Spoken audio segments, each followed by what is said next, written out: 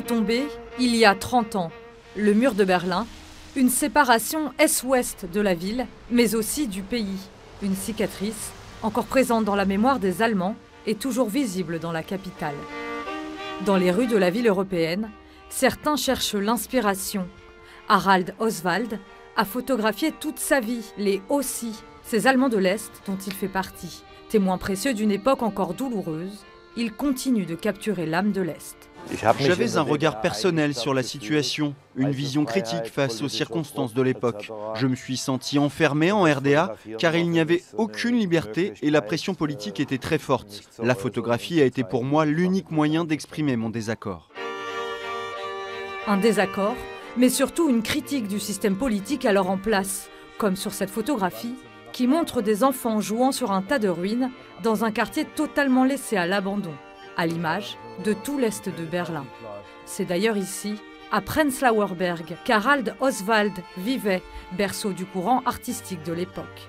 Un milieu contestataire qui attendait, comme tous les Allemands, beaucoup de la réunification. Ça a été trop rapide et trop radical, ce n'était pas une réunification. L'Ouest s'est juste jeté sur l'Est, l'Ouest a écrasé l'Est.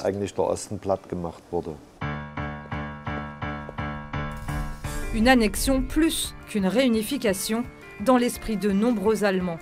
Pourtant, il y a 40 ans, ce couple n'aurait jamais pu se rencontrer. Lui vient de l'Ouest et elle de l'Est. À eux deux, ils symbolisent l'idée d'une nation retrouvée. Nous avons un enfant. Lui, c'est vraiment le parfait résultat de la réunification.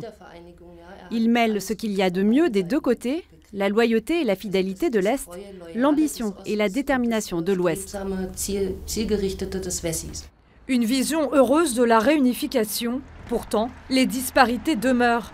Il y a 6 ans, le couple se retrouve contraint de quitter le centre de Berlin, devenu trop coûteux, pour venir s'installer ici, à l'est de la capitale, dans le quartier de Marzahn, fortement marqué par l'urbanisme soviétique. La première chose que l'on voit quand on arrive, ce sont les barres d'immeubles. Si le temps est bizarre, ça donne une impression de fin du monde.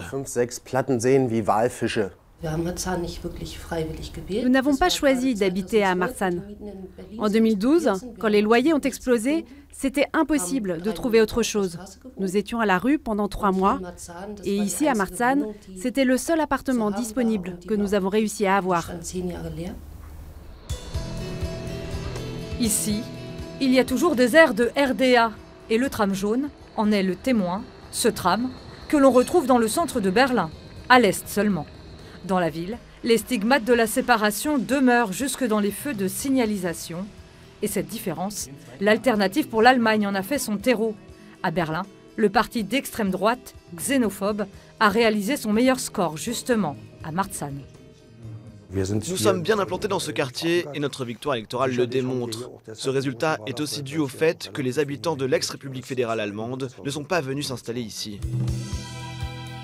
L'AfD joue la carte de l'ex-RDA et surfe sur la nostalgie d'une époque où la population est-allemande vivait en totale autarcie. Une population sacrifiée au moment de la réunification.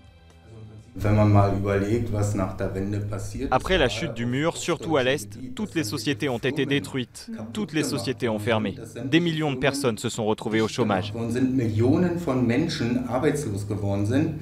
Pour réduire ce déséquilibre, présent notamment au sein des administrations, certains politiques proposent la mise en place de quotas. Pour l'AfD, ce n'est pas la solution.